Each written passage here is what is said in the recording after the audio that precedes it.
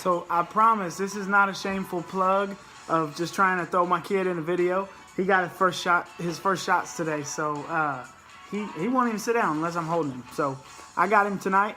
Jenna and Chandler went out to get their nails done, so they're hanging out and having a mom and daughter night. So man, I wanted to drop y'all just an update. I know I haven't reached out in probably 6 or 8 weeks, and just been slammed in seminary and school, and got through my midterms. I'm nearing the end of my semester. I'm doing pretty well. I have A's in both classes, but that's come through late nights, and man, there's been times when I just straight up have not managed my time well, and so you can be praying for that, because I got to find better rhythms on that. But I've loved it. I've loved the process. Man, I've loved being at Church of the Cross. Those guys have loved us and given us time 4 days a week to just pour into us and see us serving. JR and Joseph and our staff, man, they've just let us graciously sit in and learn and glean and take notes and ask questions and critique. And it's amazing to just watch a healthy staff bounce off one another. So I'm blessed and so thankful to be around the team that's helping us grow.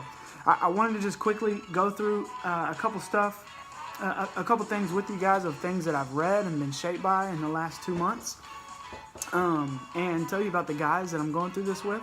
Matt, Josh, and Austin.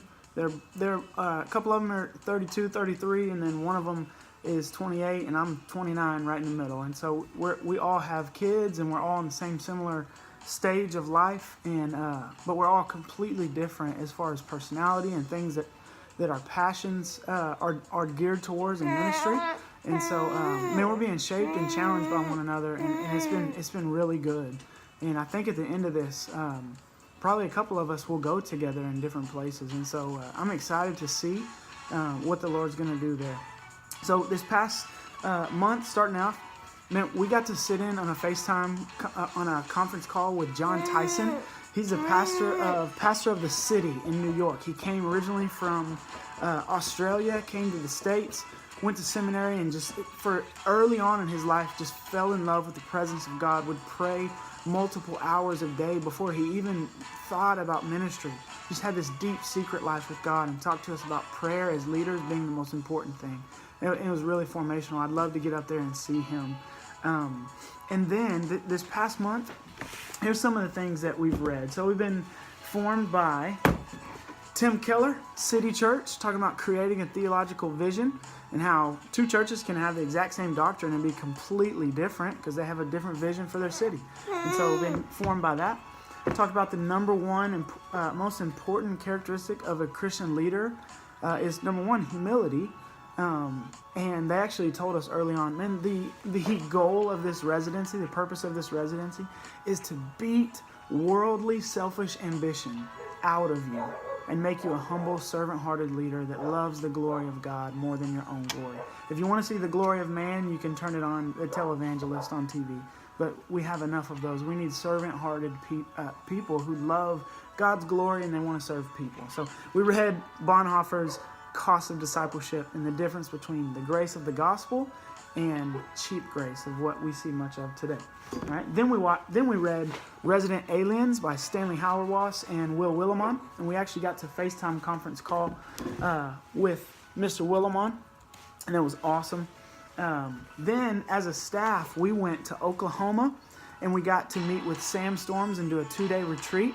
He wrote the book Practicing the Power of the Spirit, and how Orthodox theology, Reformed theology is not at odds with practicing the gifts of the Spirit in your local church. He's a continuationist, believes in the gifts, practices prophecy even in his own church, and sees the gifts functioning in a healthy way. We also read some stuff on self-denial and Christian leadership from John Calvin's Institutes. It's crazy. He wrote some of this when he was 19.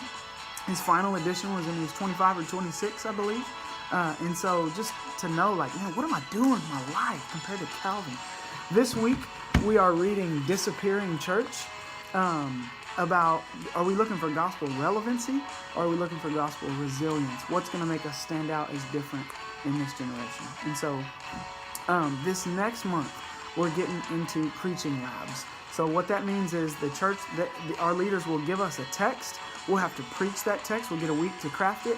Then the people who watch the sermon will give us some critiques, and then we'll have to preach the exact same text a week later, making adjustments. And so I'm looking most forward to that, because I'm looking to start cutting my teeth. Matter of fact, next month in December, I'm getting to preach at First Euless for their young adults ministry.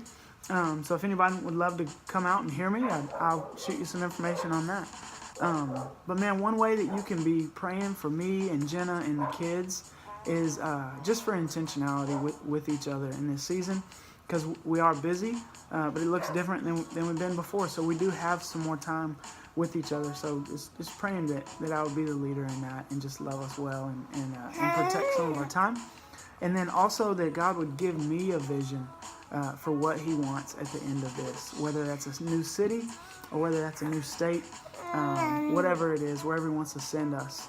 We want to have open hands and say yes where he leads. So if y'all would pray for us, I think in the upcoming month, I want to start maybe the next couple months, I want to start a life group. And so I've been praying about that, that the Lord would shape me in that way and helping us learn how to have people in our home and to grow a group of people like that. So if there's any other question that y'all have or a way that you want to be praying for us, super thankful for y'all's continued support and prayers.